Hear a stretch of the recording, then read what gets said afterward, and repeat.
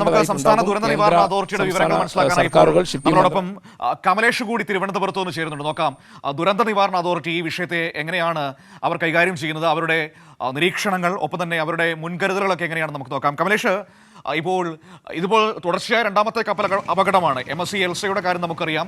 അതുമായി ബന്ധപ്പെട്ട കാര്യങ്ങൾ ഇങ്ങനെ പരിഹരിച്ചു വരുന്നതേ ഉള്ളൂ. അതിനു മുൻപ് ഇതാ മറ്റൊരു അപകടം കൂടി സംഭവിച്ചിരിക്കുകയാണ്.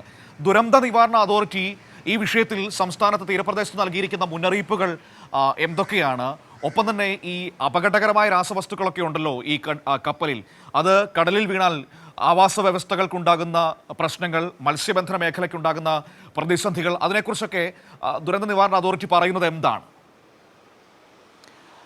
മനു, ഇതുമായി ബന്ധപ്പെട്ട് നേരത്തെ ലതീഷ് സൂചിപ്പിച്ചതുപോലെ തന്നെ കേരള തീരത്ത് നിന്നും ഏറെ അകലെയാണ് ഈ കപ്പൽ ഇപ്പോൾ അപകടത്തിൽപ്പെട്ടിട്ടുള്ളത്. ഏതാണ്ട് കണ്ണൂരിൻ്റെ തീരം എടുത്തു നോക്കിക്കഴിഞ്ഞാൽ ഏതാണ്ട് 44 നോട്ടിക്കൽ മൈൽ അപ്പുറത്തും, ബേപ്പൂരിൽ നിന്നാണെങ്കിൽ 88 നോട്ടിക്കൽ മൈൽ അപ്പുറത്തുമാണ് ഈ കപ്പലുള്ളത്. അതുകൊണ്ട് തന്നെ പ്രത്യക്ഷത്തിൽ നമുക്ക് ഏതെങ്കിലും തരത്തിലുള്ള ഒരു ഭീഷണി ഉണ്ട് എന്ന് നമുക്ക് പറയാൻ കഴിയില്ല. പക്ഷേ സംസ്ഥാന ദുരന്ത നിവാരണ അതോറിറ്റി ഉൾപ്പെടെ അവരുടെ ഏറ്റവും വലിയൊരു പരിഗണന എന്ന് പറയുന്നത് ഇത് കേരള തീരത്തെ എങ്ങനെ മലിനീകരണം ഉണ്ടാകും എന്നുള്ളതാണ്. അത് എങ്ങനെ തടയാൻ കഴിയും എന്നുള്ളതാണ് ഏറ്റവും പ്രധാനപ്പെട്ട കാര്യം. അതായത് ജനങ്ങളെ ഇതെങ്ങനെ ബാധിക്കും എന്നുള്ളതാണ് പ്രധാനമായും ഈ സംസ്ഥാന ദുരന്ത നിവാരണ അതോറിറ്റിയുടെ ഒരു കൺസേൺ എന്ന് പറയുന്നത്.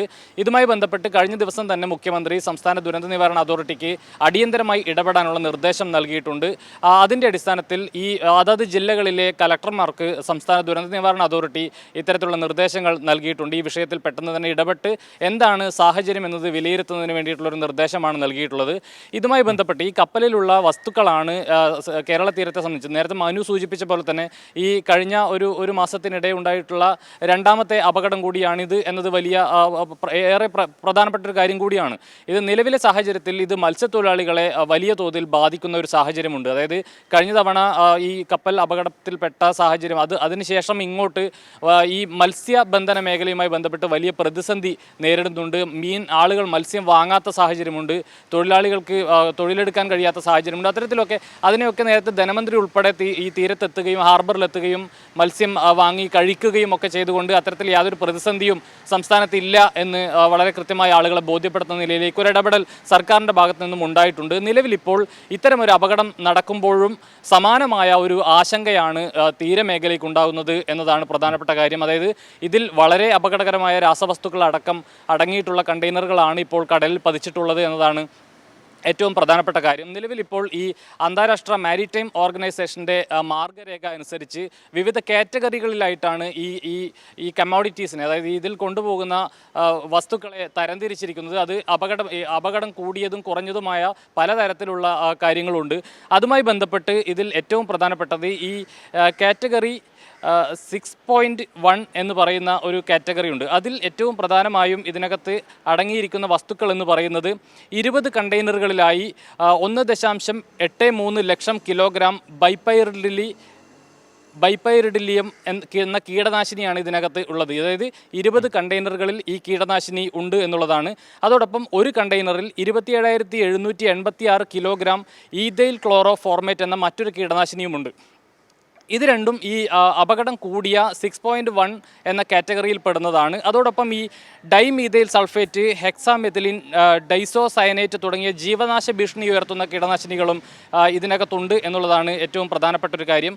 മറ്റൊന്ന്, ഈ 40 കണ്ടെയ്നറുകളിൽ തീ പിടിക്കാവുന്ന ദ്രാവകങ്ങളാണ് അടങ്ങിയിട്ടുള്ളത് എന്നുള്ളതാണ്. അതായത് ക്ലാസ് 3യിലാണ് ഈ കാര്യങ്ങളൊക്കെ പെടുന്നത്. എഥനോൾ, പെയിൻറ്റ്, അതുപോലെ തന്നെ ടർപ്പൻറ്റൈൻ, പ്രിൻറ്റിംഗ് ഇങ്ക്, വ്യവസായങ്ങളിൽ ഉപയോഗിക്കുന്ന ഈഥൈൽ, മീഥൈൽ, കീറ്റോൺ എന്നിവ അടക്കമുള്ള കാര്യങ്ങളാണ് ഈ 40 കണ്ടെയ്നറുകളിൽ ഉൾപ്പെട്ടിട്ടുള്ളത് എന്നുള്ളതാണ് ഒരു പ്രധാനപ്പെട്ട കാര്യം. 19 കണ്ടെയ്നറുകളിൽ ഉള്ളത് ഈ ക്ലാസ് 4.1ൽ വരുന്ന വസ്തുക്കളാണ്, രാസവസ്തുക്കളാണ്, ഖരരാസവസ്തുക്കളാണിത്. അതിൽ ഈ പറഞ്ഞതുപോലെ തന്നെ ആൽക്കഹോൾ അടങ്ങിയ നൈട്രോ സെല്ലുലോസ്, 12 കണ്ടെയ്നറുകളിൽ നാഫ്തലിൻ, ഒരു കണ്ടെയ്നറിൽ തീ പിടിക്കുന്ന ദ്രാവകങ്ങൾ അടങ്ങിയ ഖരവസ്തുക്കൾ, 4 കണ്ടെയ്നറുകളിൽ പാരാഫോർമാൽഡിഹൈഡ് എന്ന വസ്തു. അത്തരത്തിൽ ഇത് പല കാറ്റഗറികളിലായി അന്താരാഷ്ട്ര മാരിടൈം ഓർഗനൈസേഷൻ കാറ്റഗറൈസ് ചെയ്തിട്ടുള്ള രാസവസ്തുക്കൾ, അപകടകരമായ രാസവസ്തുക്കളും കീടനാശിനികളും ഉൾപ്പെടെയുള്ള കാര്യങ്ങളാണ് ഇതിനകത്തുള്ളത് എന്നുള്ളതാണ്. സംസ്ഥാന തീരത്തെ ഏറ്റവും വലിയ ആശങ്കയിലേക്ക് കൊണ്ടുപോകുന്നത് എന്നുള്ളതാണ് ഒരു കാര്യം. ഏതായാലും ഈ വിഷയത്തിൽ ആശങ്ക വേണ്ട എന്നുള്ളതാണ് ഏറ്റവും പ്രധാനപ്പെട്ട മറ്റൊരു കാര്യം. നേരത്തെ ലതീഷ് സൂചിപ്പിച്ചതുപോലെ തന്നെ നിരവധി കിലോമീറ്റർ അപ്പുറത്താണ് ഇതുള്ളത്. അതുകൊണ്ട് തന്നെ ഈ കണ്ടെയ്നറുകളെല്ലാം തന്നെ തീരത്തേക്ക് അടുക്കാനുള്ള സാധ്യത അത് കുറച്ച് ദിവസങ്ങൾക്ക് അപ്പുറത്തേക്കായിരിക്കും, വളരെ നാൾ എടുത്തതിന് ശേഷമായിരിക്കും ഇത് എത്തുക എന്നുള്ളതാണ്. അതിനുള്ളിൽ എന്തൊക്കെ കാര്യങ്ങൾ സംസ്ഥാന സർക്കാരിന് അതുപോലെ തന്നെ ദുരന്ത നിവാരണ അതോറിറ്റിക്ക് ചെയ്യാൻ കഴിയും എന്ന കാര്യമാണ് ഇനിയിപ്പോൾ പരിശോധിക്കേണ്ടത്. ആ കാര്യത്തിൽ ആശങ്ക വേണ്ട എന്നുള്ള ഒരു നിർദ്ദേശം തന്നെയാണ് സർക്കാരിൻ്റെ ഭാഗത്തു നിന്നും വരുന്നത്. മനു. ശരി, ഇപ്പോൾ ഏതായാലും നോക്കാം നമുക്ക്. എന്തായാലും ഇനി അതിന് തുടർച്ചകൾ ഉണ്ടാകുമല്ലോ. സ്വാഭാവികമായും ഇപ്പോൾ നിലവിൽ ആശങ്ക വേണ്ട എന്നാണ് ഇപ്പോൾ നമ്മളോട് പറയുന്നത്. പക്ഷേ ഈ പറയുന്നത് പോലെ ഈ കപ്പൽ മുങ്ങിക്കഴിഞ്ഞാൽ, തീ അണയ്ക്കുന്നതിന് മുൻപ് കപ്പൽ മുങ്ങിക്കഴിഞ്ഞാൽ അപ്പോൾ സ്വാഭാവികമായും ഈ കണ്ടെയ്നറുകൾ പൂർണ്ണമായും കടലിലേക്ക് വീഴും. ഈ ഒഴുക്കിൻ്റെയൊക്കെ ശക്തി അനുസരിച്ച് എങ്ങോട്ട് വേണമെങ്കിലും അത് ഒഴുകിപ്പോകാം. അതുകൊണ്ട് തന്നെ എല്ലാ വിധത്തിലുള്ള സാധ്യതകളും മുന്നിൽ കണ്ടുകൊണ്ടുള്ള ജാഗ്രതാ നിർദ്ദേശങ്ങളും മുൻകരുതൽ നടപടികളുമാണ് നമ്മൾ നിലവിൽ സ്വീകരിച്ചുകൊണ്ടിരിക്കുന്നത്. തൽക്കാലത്തേക്ക് ഈ കണ്ടെയ്നറുകൾ വന്നടിയും എന്ന ആശങ്കകൾ പങ്കുവയ്ക്കപ്പെടുന്നില്ല, അത്തരത്തിലുള്ള വിവരങ്ങൾ നൽകപ്പെടുന്നില്ല. അതുകൊണ്ട് തന്നെ തൽക്കാലത്തേക്ക് അതിൽ ഭയപ്പെടേണ്ട എന്ന് തന്നെ നമുക്ക് കരുതാം. ഒപ്പം തന്നെ ട്രോളിംഗ് നിരോധനമാണ് ഇപ്പോൾ ഇനിയുള്ള 52 ദിവസം എന്ന് പറയുന്നത്. അതുകൊണ്ട് തന്നെ വലിയ യാനങ്ങൾ അങ്ങോട്ടേക്ക് പോവുകയുമില്ല. അതുകൊണ്ട് ആ കാര്യത്തിൽ നിലവിൽ പ്രശ്നങ്ങളില്ല. പക്ഷേ ഇത് കടലിൽ കിടന്നാൽ അത് ആവാസ വ്യവസ്ഥയ്ക്ക് ഉണ്ടാക്കുന്ന വലിയ പ്രതിസന്ധികൾ സ്വാഭാവികമായും ഉണ്ടാകാം. മത്സ്യബന്ധന മേഖലയ്ക്ക് ഒരുപാട് പ്രതിസന്ധികൾ ഉണ്ടാക്കിയേക്കാം. അതിനെക്കുറിച്ചൊക്കെയുള്ള പഠനങ്ങൾ അത് പുറകെ വേറെ നോക്കും, പഠിക്കും. പാരിസ്ഥിതികാഘാത വിഷയമൊക്കെ നമ്മൾ പരിഗണിക്കും. ആ രീതിയിൽ തന്നെയാണ് ഇത്തരത്തിലൊരു അപകടം ഉണ്ടായാൽ അതിൻ്റെ ഒരു പ്രോട്ടോകോൾ എന്ന് പറയുന്നത്.